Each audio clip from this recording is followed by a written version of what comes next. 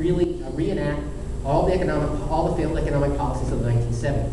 What he's counting on is the fact that a lot of voters weren't even around in the 1970s, or they weren't grown up in the 1970s, and those of us who were paying attention in the 1970s don't remember back that far. But you had 3 or 4 recessions amidst double-digit inflation, and you ended up with double-digit inflation and double-digit unemployment. And so President Reagan came to office in 1980 and radically changed course. And he had 4 major principles to his economic program. One was to reduce tax rates. When he came in, the top tax rate was actually 7%. He reduced it all the way to 28%. The middle class tax rate was reduced all the way to 15% by the time he was done. What you see in President Obama is just the opposite. As I mentioned before, increasing just every top tax rates of every major federal tax. Those tax increases don't just affect the rich. If you're making more than $200,000, you're supposed to be rich. Not in New York City, but the thing is, increasing taxes on people singles making over $200,000, couples making over $250,000, is increasing taxes on the bulk of the nation's employers and investors. Well, what does that do for working people? Well, that gives you the kind of unemployment record we've had recently. That's what it does for working people. Where black teenagers have 45% unemployment rate, where Hispanics have double-digit unemployment for a year and a half, where African Americans have 16% unemployment for a year and a half. And so that's who gets hit by those, because, you know, the rich, well, okay, they can still afford their houses, you know, but that's where you get that economic downturn. So, anyway, so the first component of Reaganomics was to reduce the tax rates. The second component, Reagan came into office, and the first thing he did, people have forgotten this by now, but at the time, of course, he was vilified for it, of course, the Reagan budget cuts. He came in and cut federal spending by about 5% across the board. He got that through Congress. Those were known as the Reagan budget cuts at the time. What did Obama do? He came into office, increased federal spending by nearly $1 trillion for a so-called stimulus that only stimulated government spending, was all that stimulated. Reagan came into office. There was roaring inflation. They adopted a tight, strict monetary policy to limit the rate of growth of the money supply, stop that dollar printing machine. Inflation was 25% in the last 2 years before Reagan came into office. 25% over 79 and 1980. Within 2 years, the annual rate was cut in half. The year after that, 1983, was cut in half again, down to 3% by that policy. So he terminated an historic inflation bubble. We have now, if my analysis is correct as to what the Fed is doing, is we're creating an historic inflation now. Again, doing just the opposite. Reagan came into office, deregulation, saved American consumers about $100 billion a year. Every other thing that President Obama is doing is re-regulation. So he's doing the opposite of everything that Reagan did. But the result of that Reagan policy was inflation collapse, as I indicated. By November of 1982, the economy turned around on what was a 25-year economic boom. There were a couple of short, shallow recessions that were hardly mentionable in the big picture. Even the National Bureau of Economic Research says you should think about it as one entire 25-year period. The 25-year economic boom, which was, there was actually, Art Lacker and Steve Moore have written a book about this. What they say in that is more wealth was created in that 25-year boom than in all of prior American history, from George Washington up to Jimmy Carter. More wealth was created from 1982 to 2007 than in all prior American history combined. The book is full of statistics about what a success all that was, which the left is furiously trying to obscure and trying to make sure that everyone forgets. It's like 1984, they want it to go down the memory hole. And this is what Barack Obama is all about. When you hear him talk, he talks as if he was in a time machine during that time, and he had no idea what happened from 1982 to 2007. I call it the Rip Van Winkle economic policy. He just reawoke after 30 years, and he's going right back to the 1970s. So by 2007, by 2008, we had departed from every one of those principles of Reaganomics. The key factor, one of the 2 key factors contributing to the financial crisis was the Fed messing around with the money supply, creating these artificial bubbles. The interest rates were actually negative in real terms for 2.5 years, and they lost sight of President Reagan's strict monetary policy, a high dollar monetary policy. They cheapened the dollar. They created bubbles in the real estate market and the financial markets. The other factor was the regulators, starting under Clinton with the subprime mortgage, moved into the financial markets and basically told the banks, you will make these loans over, we'll sue you for discrimination. And that's documented in my book as well. I've got all the facts on that. So they turned around the regulation policy as well. They turned around the spending policy. They lost control of spending under the Bush administration, so that federal spending as a percent of GDP increased to about 22%, which is modest compared to where we are today.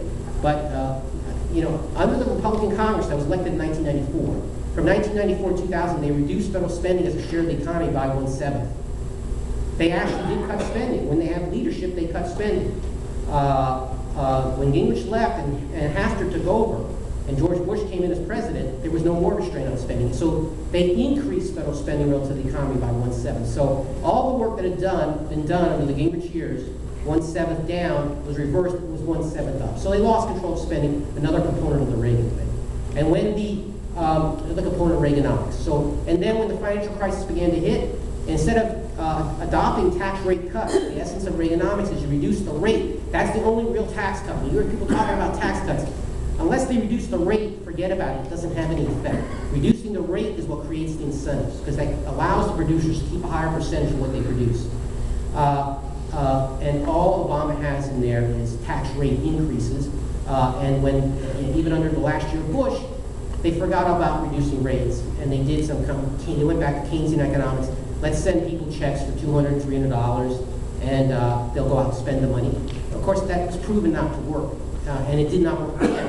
And what Obama did was multiply that by 10, increase it even more. So that is how we fell into the financial crisis. We abandoned every one of the 4 components of Reaganomics. And so the way to reverse this all is go back to those 4 components of Reaganomics. And I go through this in detail in the book, and I've already talked long enough. I could go on and give you the whole story of the recovery policy, but I would reduce the tax rates. I propose to reduce the tax rate to 15% across the board, 15% flat tax, 15% corporate income tax, 15% capital gains tax, balance the budget by going back to the 2007 spending levels. I have, the central component of the book is detailed, fundamental entitlement reform. Personal accounts for Social Security and Medicare, personal savings, investment, and insurance accounts for Social Security and Medicare, that remove all that spending out of the public sector into the private sector. Repeal and replace Obamacare with patient power. We discuss in the book exactly what to do. The new policy is give the power and control to each patient instead of to government bureaucracies to make the decisions for them. And then in chapter 5, I propose to send welfare back to the states. Under Gingrich, we block granted 1 welfare program back to the states. It was an enormous success. The old AFDC program, Aid to Families with Dependent Children program. 2/3 of the people who were on that program went back to work when they sent it back to the states. What they told the states was, okay, before they said, the more you spend, the more money we'll give you. So the states said, okay, let's sign everybody up, bring more federal dollars to the state. Under the reform that they adopted in 1996, they said, you're going to get a certain fixed amount. If you spend more, you pay for it. If you get people out to work, you get to keep the savings. All of a sudden, 2/3 of the people who were on the program within a few years went out to work. The poor made more money working than they did on welfare before, and the taxpayers were saved an enormous amount of money. That was one program. There's another 184 federal welfare programs that we can also send back to the states. Here's a great agenda for the Tea Party. Send welfare back to the states and let them make them all work programs. If you're able-bodied, we'll help you if you work. If you don't show up to work, whatever you're doing, you go ahead and do that. But if you want help, you show up and you work, and we'll give you help. And if you do that, you change the incentives. That's what the secret of all of this is. So you can achieve all these social goals. I'm not talking about how you cut people off and let them starve. The book is full of these policies that said, here's how we can actually achieve all these goals far better, but actually spending just a fraction of the amount, because we have all incentives now to actually, so instead of paying people not to work, you're paying them to work. Instead of Social Security paying people not to save while they're working, you actually let them save the money. That contributes to the economy. That's more economic growth. So when you add all these policies together, and you follow the policies of the book, you've got a new economic boom. And that's how you avoid America's ticking bankruptcy bomb. The key is, of course, you've got to get the economy booming. And to do that, you have to adopt the incentives, the tax and regulatory policies that will create booming economic growth. Otherwise, you'll never be able to get close to paying these debts. And then you reform all these entitlement programs. You can actually make them better and cost a fraction of the amount. That's what the book's all about. So I hope you all buy it. Thank you very much. I'll be glad to answer any questions.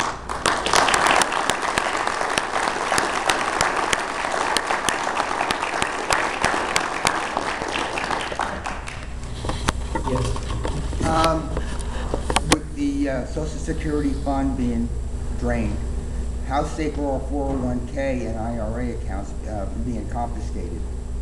Well, you know, in Argentina, which is where we're headed, I mean, this is the new realization. I watched these battles, these unions, these union battles, government unions. That's the problem. You see, in the private sector, unions are perfectly valid. I mean, there's market checks, there are legal checks on unions in the private sector. There's no checks on unions in the public sector. There's no limit to what they can get because, you see, if the union asks for too much in the private sector, eventually they drive the company out of business. So there's a limit. But in the government sector, there's no limit because they finance by taxes. So it just becomes a mechanism where they are just looting you, basically. Those unions took over Argentina, and that's why, you know, 100 years ago, Argentina was as prosperous as America. Today, it's a third world country. And that's where we're headed if we don't change this political system. And what they did when they got in trouble in Argentina is, yes, they seized people's private savings, you know, I've been on the alert. I've rung the alarm bell about this a couple times. People say you're crazy, and let's hope I am about that because it'd be a sad day for America when they come and loot your savings out of your bank account. Of course, runaway inflation is the same thing as looting your savings out of your bank account. If they run the monetary policy so the dollars you saved aren't worth anything, they've stolen it from you. And that's another way of achieving that. And maybe that's the way they'll do it. But it is a danger with this crowd. There's nothing that's beyond it. Today, they just announced Illinois is going to start taxing 401ks. It's never been done before. Well, there you go. There's a great example. You know, in Illinois, they just increased the tax rate, the income tax rate by 60%. And you notice they want to increase taxes again. Because when you increase taxes, see, you cannot balance the budget by increasing taxes, particularly tax rates. The only way you can balance the budget is by cutting tax rates. Because when you raise tax rates, you expect to get a certain revenue, and then you budget to spend what you expect to get. But you never get what you expect because you don't take into account the bad economic effects. So you always get less than you expect when you raise the tax rate. So you always end up with another deficit. So, I mean, you've seen this, the states have been doing this for years, and it's happened at the federal level several times as well. They raised taxes. The first President Bush did a budget deal. He raised taxes. The deficit increased, soared past $200 billion a year until people booted him out of office. The only way you can do it is cut tax rates. Then you budget for what you expect to get. You always get more than you expect when you cut the tax rates because the economy gets promoted. And so you end up in this perpetual surplus situation. Then you keep cutting tax rates, the economy keeps booming. That's how America became an industrial powerhouse. That's what we need to go back to. And so in Illinois, you know, we have this great experiment going on within America. You have some states that are reducing taxes and spending, and you have other states that are raising taxes and spending. And the Northeast and the South are going to reverse positions in coming decades. So, I mean, that's one of the things to note. Watch for. Yes. Should Americans start putting their money into gold and silver and other precious metals? Well, you know, I'm not an investment advisor, but I would say yes. I mean, I don't have any investment expertise, and I've devoted my life actually to study. I'm more like a monk than anything else. So it's not like I'm a millionaire and I give you all advice on what to do with your money. But all the economics, you know, you should have done that a couple of years ago. That's obvious, and I think that they are completely depreciating the dollar. So, but you know, even beyond that, this is a moment where you are all active, and that's very good. But you've got to get out to your friends and neighbors. You know, give them copies of the book, you know, this is the kind of thing we need to do. You need to have regular meetings. You need to have speakers. You need to get the word out. But you're all potentially your own political machine because your Rolodex, your email list, your address book, or whatever, is a political weapon. And so you need to communicate with all those people on a regular basis and be your own letter of correspondence. Because this is a time where, you know, if we don't get active, you know, these unions and the rest of them are going to roll right over us. Okay, let's see, over there. Do you believe that Obama is really trying to destroy America by driving the dollar down like he's doing? Well, Rush Limbaugh says that all the time. He believes that. Rush Limbaugh believes that. He says that all the time. I don't know if he intends to do that, but that is what he's doing. So I don't know if he intends to do it or not. Let's see, let's try to move around a little bit. Okay, over here. I had gotten this answer from Rich. I'm a member of a union that I don't identify with, and I was talking to Rich, and he sent me an email that if I withdraw from the union, I still have to pay 85% of the dues to them anyway. And that's where the stranglehold comes in, because if you don't want to be a union member, you're still paying that dues, and that dues is going to go and kick you right in the face again anyway. And I've told all my elected officials, and I voiced my concern about that that's something that needs to be changed. And you know, and that's all I can do is just keep raising my voice. And I have my elected people on my speed dial, and I'm calling them on any issue that I feel I need to. And it's something I urge everybody else to do. If there's something going on I don't like, call them. Well, you know, that's exactly what's an issue in Wisconsin, where one of the things that Scott Walker has in his proposal is workers will decide for themselves whether they pay their dues, whether they want to be a member of the union. And that, of course, is a pro-worker position. You know, even the U.S. military is voluntary today, but government employee unions are not. And that's the crux of right to work, too. Right to work would make that the law in every state for every union. Right now, in 22 states, you have the right to say to your union, no, I don't want to send you my dues. But in the other 28 states, you don't have the right to do that, even in the private sector. But right to work laws would, which can be adopted at the state level, and there would be a huge battle in New Jersey if they ever tried to do that. But that battle, that's well worth fighting, because you've got to at least put the enemy on the defensive, and that definitely would put the enemy on the defensive. So you know, that's just a pro-worker initiative. Let's the worker decide if they want to spend their own money or not. And every institution in America is voluntary, except the unions, particularly the government unions. And it's just not valid. It's not right. Okay, go back to there. What do you think is the reality of the dollar collapsing? Well, I mean, the dollar effectively is in a slow motion collapse. And so this is the problem. This is what the Fed faces. Here's the Fed reason. Okay, imagine you're the Fed now. And let's suppose the summer starts to come and inflation is rising and the dollar keeps falling. And so what do you do at that point? You cut back on your QE2, your QE3, your QE4, the printing machine in the back that's buying 70% of the federal debt. You say, okay, we better stop printing so many dollars. If you do that, that has what's known in economics as a contractionary effect. It has a negative effect on the economy. If you pull back, you have a tight monetary policy, that makes the economy go down. It has its effect about a year later. So what is going on a year to a year and a half later? It's a long lag time. You have the inflation showing up in the summer. The Fed says, okay, well, maybe we should cut back. But if we cut back, there's liable to be a downturn in the summer of 2012 or the fall of 2012. What's going on in the summer of 2012 or the fall of 2012? If we cut back, my God, what's going to happen? You know, Obama will be at the door with his shotgun here. So we better not cut back. So if they're not going to cut back, then what's going to happen to inflation? You know, then it just accelerates. If they cut back, interest rates rise right away, and the economy goes down about a year later. Are they going to want to go into the election with that, or are they going to keep pumping the money supply and have the inflation war until they can cut back?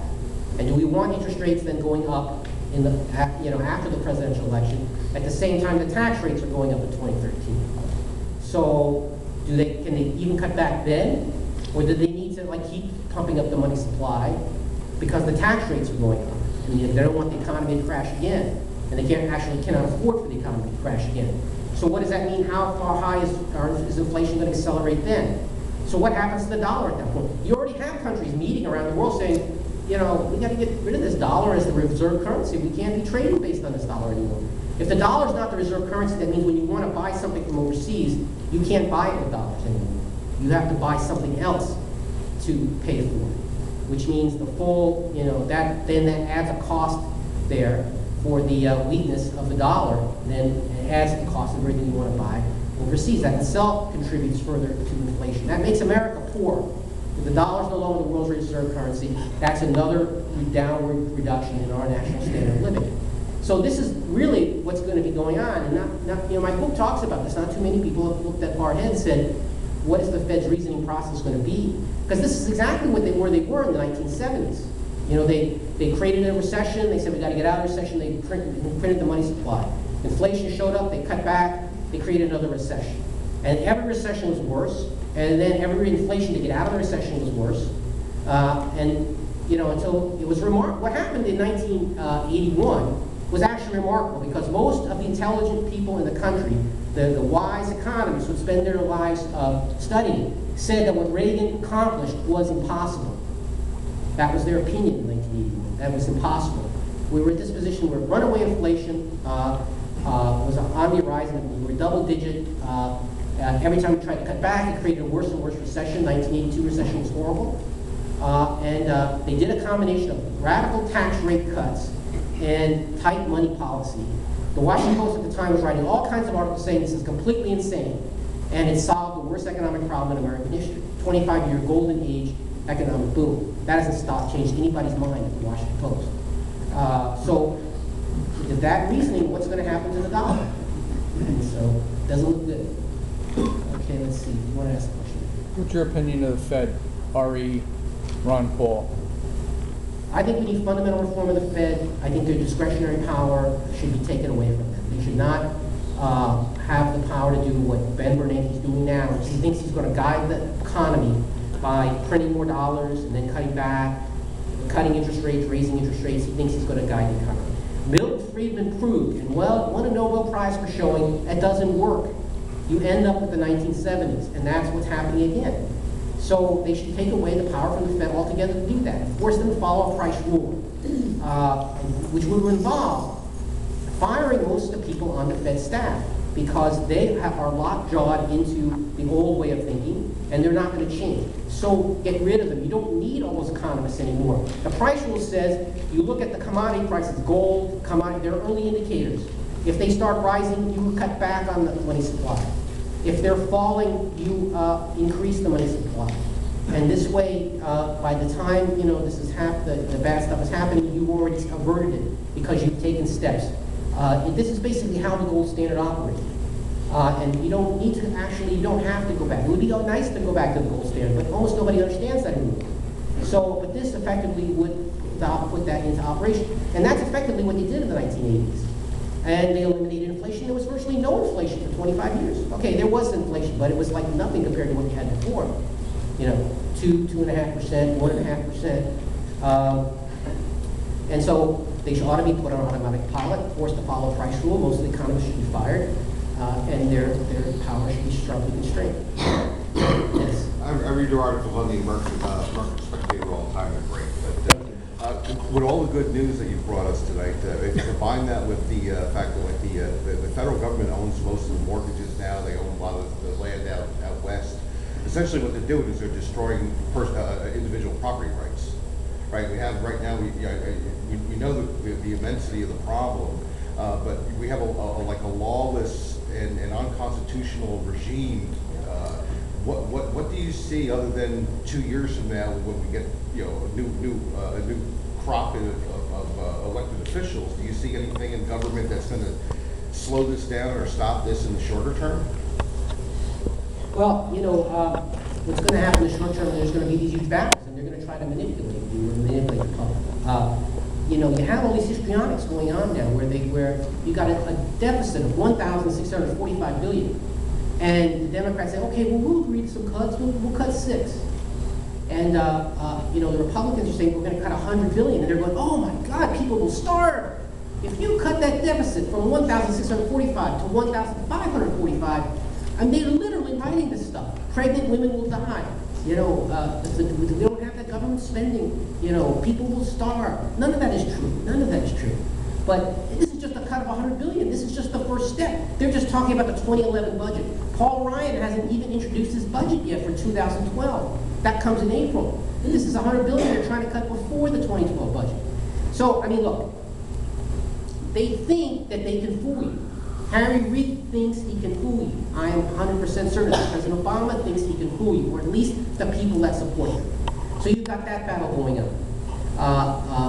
Is that going to stop? Well, those people in Congress who are trying to cut that, they need your support. They need support. I hope that there's another huge rally in April or in the summer in Washington, because people need to come out again and put another 1 million people people in the streets. But otherwise, that election in 2012 is extremely decisive. You can't allow these Coronists to remain in control of our government. And so, if you're going to win in 2012, you need to be setting the groundwork for that now. You need to be organizing already. You need to be identifying people who will vote right and plan now to get them out to the polls. Plan now to get them involved as volunteers. Plan now to get them to start contributing. Even $5, $10, $15, $20 a person, that adds up. You know, $20 for a million people is $20 million. And that's the thing, is you've got to start getting organized now and active now. And then you've got to support the people who are in the fight, but are they going to be able to fix it while those people are in office? No, they're going to be able to create one hell of a fight, but they're not going to be able to fix it. And the best we can hope is that they stalemate it.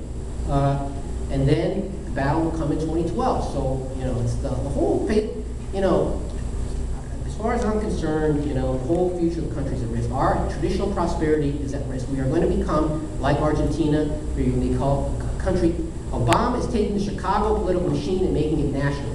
He thinks he can buy off enough votes. You see that GE commercial where they have that dancing elephant? Yeah. General Electric. Why is the elephant dancing? Why is he so happy? Because he's getting billions of dollars of your money every year from the federal government. That's why that elephant's dancing. It's part of the political machine. They're going to get all this business support because they're paying them to support them. And that's part of their insight. And that's what you're like. The whole country is going to be controlled by this political machine. You can't go to Chicago and challenge the political machine. Everybody's bought and paid for. They have a majority bought and paid for. The democracy doesn't work. Are they going to take down the entire country's democracy now? That's what's at stake. It's great to have this opportunity, actually. Something really historical going on at the same time. You can make a difference. But, you know, and you are the people who are making a difference. But you got to step it up 100 times a piece. You got to contact everybody you know. Give them information. Get them to come to these meetings. Get them to come to the rallies. Get them to get involved in the campaigns. Let's see. You've been asking the past question. Yes, What's the ma'am. future of Obamacare? I know it's a big question.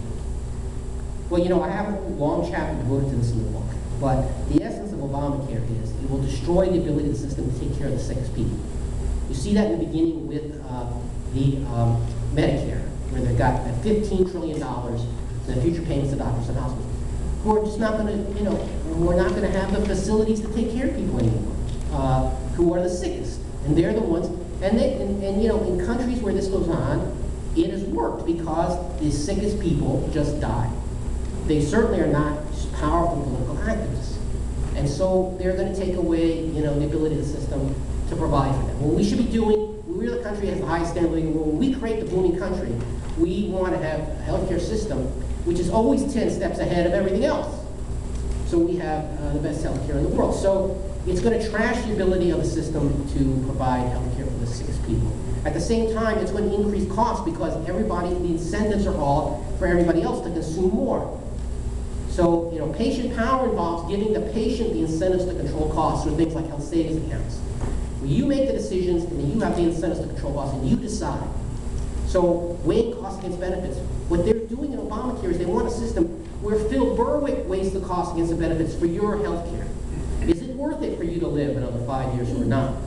They think Phil Berwick should make that decision. Who's Phil Berwick? Well, who the heck is Phil Berwick? Why is he involved in that decision anyway? But he's the head of the Center for Medicare and Medicaid Services. And he said, you know, well, we're going to ration health care. We're either going to do it with our eyes open or, you know, but we're going to ration health care no matter what. So that's the future of Obamacare. They've gotten, you know, when the incentive, this is discussed in my book, but CBO assumes that only 30 million people will qualify for the subsidies to buy health insurance. First, they increase Medicaid to a lot of people, but then they have subsidies on top of that. And they assume only 30 million people will qualify for that. But if you look at the incentives for that, the incentives are for employers to dump their health insurance and send the people to the exchanges and have the government subsidize it. So that 30 million will go to 60 million, 90 million, 120 million. So the cost of Obamacare will double, triple, quadruple as that goes on. And every one of those people has incentives to get more and more health care. But what about suppliers of health care? What incentives do they have? Well, the government doesn't want to pay them. The government doesn't want the insurance companies to pay them. The government threatens the insurance companies if they raise the premiums to get the money to pay them. So how are they going to get paid? So